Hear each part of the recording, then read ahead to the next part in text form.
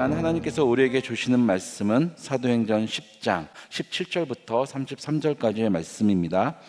사도행전 10장 17절부터 33절까지입니다. 찾으셨으면 다 같이 교독하시겠습니다. 베드로가 본 바 환상이 무슨 뜻인지 속으로 의아해 하더니 마침 고넬료가 보낸 사람들이 시몬의 집을 찾아 문 밖에 서서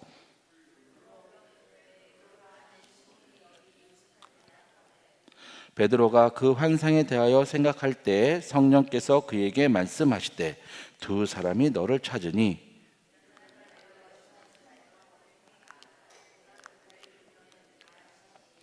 베드로가 내려가 그 사람들을 보고 이르되 내가 곧 너희가 찾는 사람인데 너희가 무슨 일로 왔느냐.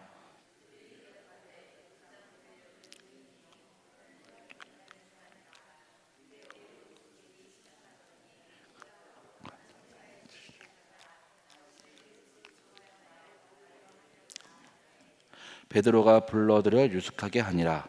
이튿날 일어나 그들과 함께 갈새 욥바에서 온 어떤 형제들도 함께 가니라.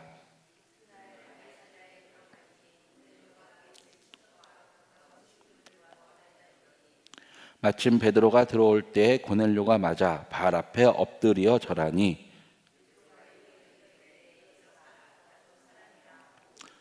더불어 말하며 들어가 여러 사람이 모인 것을 보고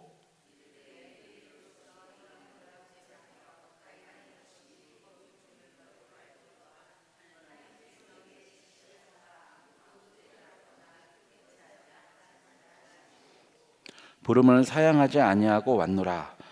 묻노니 무슨 일로 나를 불렀느냐.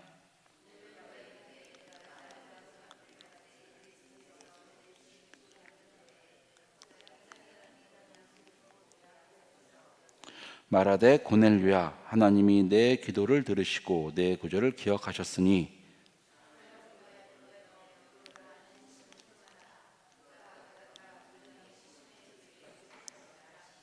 다 같이 읽으시겠습니다.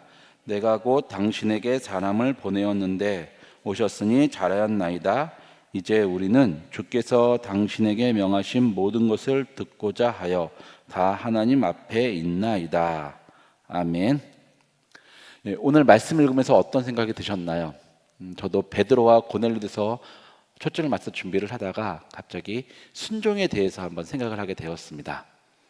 사실 베드로는 우리가 잘 아는 처럼 사도들의 수장이죠. 예수님의 수제자였고 사도들의 수장이고 유대인의 사도로 되게 유명했고 예수님 믿는 자, 예수님의 제자하면 베드로가 가장 먼저 떠올리게 됩니다. 그런데 그에게 하나님의 환상이 보였습니다. 그릇 속에 각종 짐승이 있고 잡아먹으라 하는데 그는 내가 유대인으로서 그럴 수 없다라고 이 일이 3번 반복되었죠. 그리고 그 환상은 끝나고 이제 밥 먹을 준비가 되어서 사람들과 있고 베드로는 그 환상이 무슨 뜻인가 계속 생각을 했습니다. 저는 이 말씀을 읽으면서 오늘 본문을 읽으면서 베드로가 처음에는 그 환상이 무슨 뜻인지 몰랐을 거라 생각을 했습니다. 왜냐하면 고넬료가 보낸 사람들이 도착했을 때 성령님이 다시 말씀하십니다. 내가 그들을 보냈다. 그들을 만나고 그들과 함께 가라. 고넬료는 이방인입니다. 그 말은 그가 아직 할례를 받지 않았다는 뜻입니다. 아마 고넬료는 자신이 로마 군인이 아니었다면 그는 저는 할례를 받았을 거라 생각해요. 아예 유대인이 되기 위해서 할례인이 받고 유대인으로서 비록 이방인이었지만 유대인이 되어서 유대교의 기위에 여호와를 섬겼을 것이라 생각합니다. 다만 그가 로마 군인이기에 군인으로서 해야 될 일이 있기에 시간을 낼 수 없어서 할례를 받지 않았을 뿐이라 저는 생각을 합니다. 그는 유대인처럼 자신이 생각했고 유대인과 같이 생활했던 자인데 어쩔 수 없이 이방인이었고 그러기에 그가 보낸 부하, 그 부대의 부하는 아마 이방인이었을 것입니다. 베드로가 그들을 만나면 무슨 생각이 들었을까요? 저 사람은 이방인인데 그러면 그 고넬료도 이방인일 거 아니냐라는 생각. 그래서 고넬료가 보낸 그 부하와 그 하인 둘이 베드로를 만나자마자 제일 먼저 했던 일이 무엇이냐면 고넬료는 의인이라고 얘기합니다. 이 말의 뜻을 뒤집어 생각하면 그는 이방인이지만 의인입니다. 유대 족속, 가이사랴에 살고 있는 모든 유대 족속들이 그의 행위에 대해서 칭찬을 합니다. 얼마나 그가 열심으로 여호와를 섬기는지, 그리고 얼마나 그가 열심을 다해 그 마음을 다해 사람들을 구제하는지, 그리고 그가 진짜 자신을 들어볼 때 남들이 인정할 정도로 경건하게 율법에 따라 살고 있다란 뜻입니다. 그 정도로 유대 민족이 칭찬하고 그는 의인입니다. 그런데 그가 당신을, 거룩한 천사의 지시를 받아 당신을 집으로 청했습니다. 여러분, 고넬료가 유대인이거나 아니면 고넬료 보낸 사람이 유대인이었다면 베드로는 이런 얘기를 들을 필요가 없었을 것입니다. 왜요? 유대인이 불렀으니까 당연히 가겠죠. 그런데 이방인이 얘기하고 이방인이 청했으니, 초청을 했으니 그는 꺼림직했을 것입니다. 그래서 성령님이 아직도 그 뜻을 모르니까, 그 환상의 뜻을 모르니까 직접 말씀하신 겁니다. 가라, 그들을 따라가라. 그가 이방인일 줄 모르지만 내가 그를 보냈다. 따라가라. 그럼에도 베드로는 바로 가지 않고요.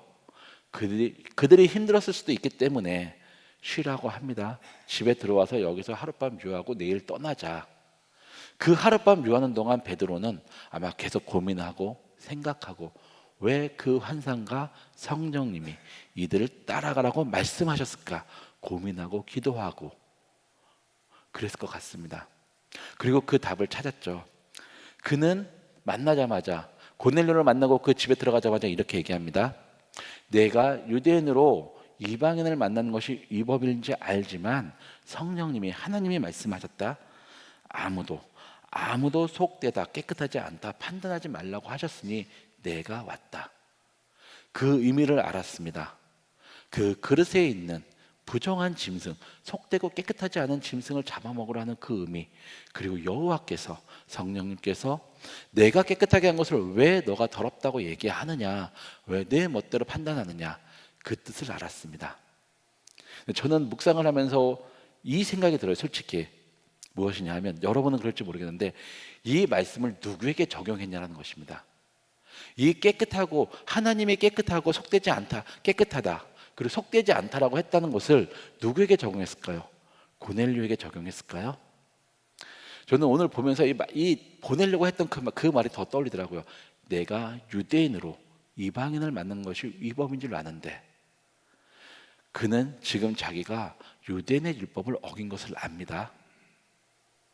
어겼죠. 어기고서 이방인을 만났습니다. 문제는 이방인의 집에 들어갔는데 고넬료는 이미 그 베드로가 성령의 지시를 받아 올 것이라고 믿고서 그 집에 자기 친척과 자기 지인들을 불러 모았습니다. 그 집에 유대인이 있었을까요? 율법을 다른 사람들이 있었을까요? 다 이방인입니다. 베드로는 그 집에 들어가자마자 이방인이 있는 걸 보고 이야기를 한 겁니다. 내가 유대인으로 여기는 이방인들 많이 만나는 게 위법이다. 그런데 성령님이 깨끗한 것을, 성령님이 깨끗하게 하신 것을 어느 누구도, 아무도 속되다, 깨끗하지 않다 할 수 없기 때문에 내가 왔다. 그 이야기는, 아마 그는 지금 요바에서 어떤 형제들과 같이 왔다고 하니 그들도 유대인입니다. 그 형제들이 나를 비난하지 못하게 미리 자기가 차단하는 겁니다. 너희들도 봐라, 하나님이 깨끗하게 하신 것을 누가 속되다 할 수 있냐. 내가 이방인을 만난 게 불법이고 위법이고 남들이 보면 부정하다고 얘기할 수 있지만 하나님께서 이들을 만나라고 하셨는데 그게 왜 불법이고 왜 부정이고 왜 속된 것이냐, 잘못된 것 아니다. 성령님의 지시를 따라 우리는 이방인을 만나러 온 것이다. 아마 베드로는 그 뜻을, 자기가 고민해서 성령이 보여주신, 말씀하신 그 뜻을 자기에게 적용했습니다. 저는 이 베드로의 순종을 해서 갔습니다. 가라고 했으니 갔죠. 근데 진정한 순종일까라는 생각이 들더라고요. 반면에 고넬료는 어떻습니까?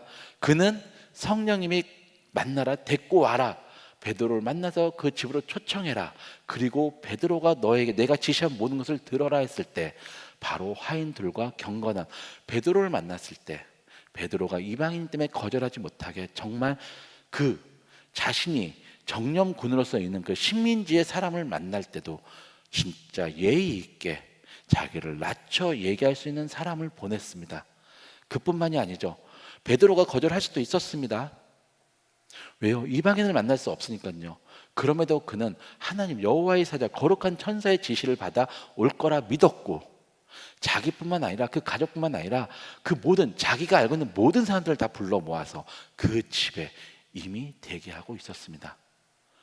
그가 기도하고 자신의 부하와 하인을 보낸 지 나흘, 4일이라는 시간이 지났으니 그들은 아마 그 집에서 며칠 동안 있었을 것입니다. 아마 그는 하인들이 가자마자 사람들을 불렀겠죠. 야, 베드로라는 사람이 올게. 우리 소문 들었잖아. 그 베드로라는 사람, 지금 예루살렘에서 가장 의식으로 얘기하면 가장 핫한 사람, 모든 소식의 중심, 모든 소문의 중심에 있는 사람이야. 그 사람이 누구도 아픈 사람도 치료하고 야 안진병에도 일으켰어. 심지어는 요 근처 루따에서 요바에서 죽은 사람도 살렸어. 그것만 들렸을까요? 아니요. 유대인들, 제사장과 사두개인들 공유에는 이미 그 전에 예수님이 살아계실 때 예수님을 믿으면 자신들의 커뮤니티, 그 공동체에서 추방한다고 이미 결정을 했고 그 결정은 아직도 있습니다.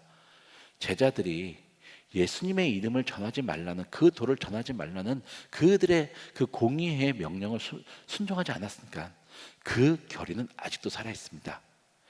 유대교의 여호와가 좋아서, 그 진리가 좋아서 유대의 말씀, 유대의 율법대로 살아가고 있는 이방인, 그가 그 공의회의 지시를 따르지 않으면 자신이 그렇게 경외하는, 존경하는 여호와를 그 회당에 가서 예배를 드릴 수도 없고 여호와의 말씀을 배울 수도 없는 상황이 될 수 있음에도, 그 소문이 들어서 그렇게 될 수 있음을 알았음에도 그는 자신의 갓뿐만 아니라 가족과 온 친척과 지인들을 다 불러 모아서 베드로를 기다렸습니다. 왜요? 여호와의 천사가, 여호와의 사자가 그를 불러서 그에게 내가 지시한 모든 것을 다 들으라 명했으니까요. 그는 그 땅에 살면서 자기가 최고라고 생각했던 것을 이룰 수 있음에도 오직 여호와의 말씀에 온전히 진실한 마음을 다해 순종했습니다. 여러분, 이렇게 보면 누가 더 그리스도인 같습니까? 저는 고넬료가 더 그리스도인 같더라고요. 그런데 우리는 다 베드로가 되려고 합니다. 우리는 여호와의 말씀을 읽으면서 누구를 용서하라 그러면 나에게 적용합니다. 내가 잘못한 것이 있고 내가 뭔가 누군가에 싸워서 감정이 안 좋은데 나는 잘못한 게 없고 상대편이 잘못이 있다고, 하나님이 내 잘못이 보이면 하나님이 용서하라고 그러는데 왜 용서 안 하지? 이 생각을 하게 됩니다. 저도 마찬가지입니다. 그게 우리 사람의 심정입니다. 누가 잘못했으면 거기엔 정의만 부르짖습니다. 저도 그렇게 합니다. 저도 그랬던 적이 있습니다. 그런데 오늘 베드로가 그 모습을 보여주지 않습니까? 도리어 어쩌면 고넬료는 자신의 그 모든 것들을 빼앗길 수 있었고 그 모든 것을 잃어버릴 수 있었고, 정말 사람들이 자기가 그렇게 자신의 모든 것을 다해서 구제하였음에도, 여호와가 인정할 만큼 구제하였음에도 그 모든 명성, 칭찬을 다 잃어버릴 수 있는 상황이 될 수 있음에도 그는 그런 걸 신경 쓰지 않고 하였습니다. 순종하였습니다. 만약에 베드로가 고넬료와 같이 순종했다면 그는 가자마자 내가 위법인 줄 알지만 이란 말을 안 했고, 그래 여호와가 보내셨으니 나도 너희를 만나러 왔다, 들어가서 내가 알고 있는 것, 그 여호와의 뜻을 한번 같이 배우며 알아보자라고 했을 것인데 그는 그러지 못했죠. 오늘 살아가면서 여러분 고넬료가 되시길 바랍니다.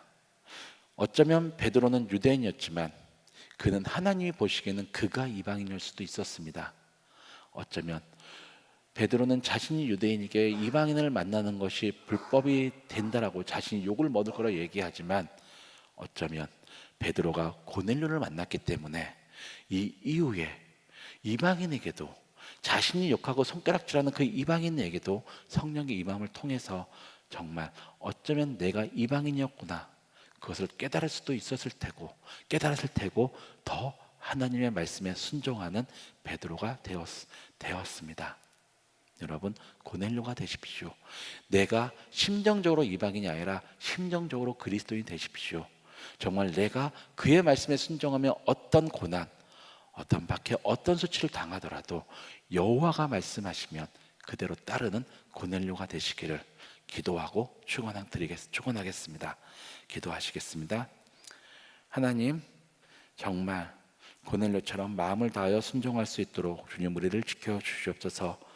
여호와의 말씀을 순종하는 것이 때로는 우리가 그렇게 소중하게 생각하고 우리가 그렇게 마음으로 원했던 것을 이룰 수도 있고, 그로 인해서 비난받고 수치를 당할 수 있음에도 여호와가 말씀하시니 내가 그대로 따르겠습니다, 그렇게 다짐하고 그렇게 행하였던 고넬료처럼 우리도 오늘 하루 고넬료와 같이 정말 믿음으로 이방인이 아닌 그리스도인이 될 수 있도록 주님 우리를 지켜주시고 붙잡아 주시옵소서. 예수님의 이름으로 기도드렸습니다. 아멘.